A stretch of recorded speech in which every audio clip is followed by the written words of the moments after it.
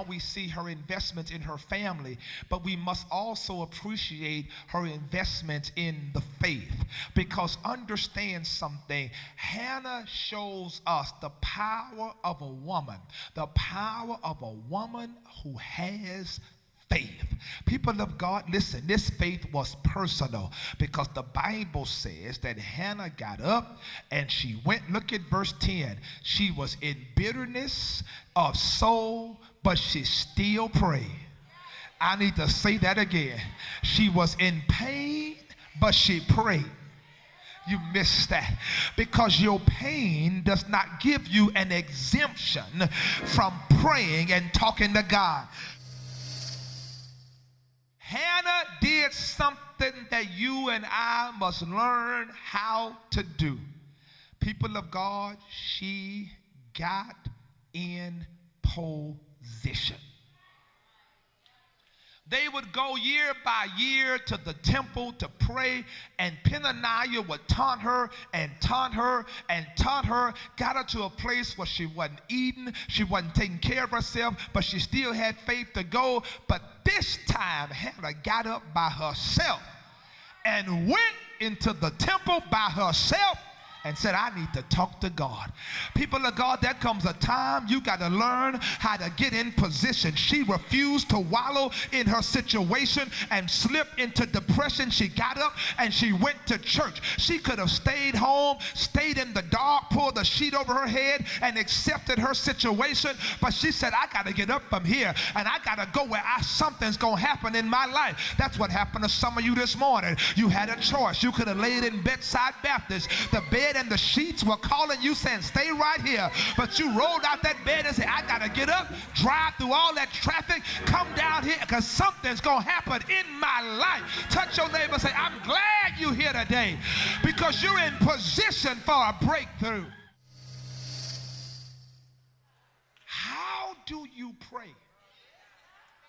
What kind of faith does it take to ask God to reverse himself? Because her barrenness is not of the devil.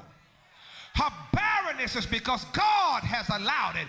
And it takes an amazing faith and audacity to say, Lord, I believe in you for this so much that God, I'm asking you to make an exception, that you would just supersede yourself and do this for me. Touch your neighbor and say, that's faith right there. That's faith. And she understood that if it was going to happen, it needed the providence of God. Sometimes God will put you in a situation that if it's going to happen, ain't nobody can do it but God. Some of you, that's where you are right now. If the breakthrough's going to come, can't nobody do it but God. You in the best place possible today. And you know what she did? She didn't just ask God for it.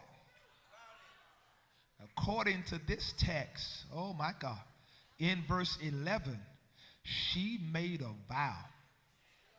She said, Lord, if you will look upon the affliction of your maidservant and remember me, don't forget me, give me a child, a male child, I will give him to you all the days of my life, or his life, and Lord, no razor will come upon his head. He will be consecrated to your service. She made a pledge to God. There is no shortage of people asking God for what they want. The shortage comes with us making a pledge and saying, God, when you bless me, I'm going to turn around and give it right back to you. You will never walk into this blessing until you understand how to do this and say, Lord, whatever you bless me with, I'm going to turn around and give it right back to you. When Hannah had a son, she had to literally give her son over, Samuel, to the tabernacle.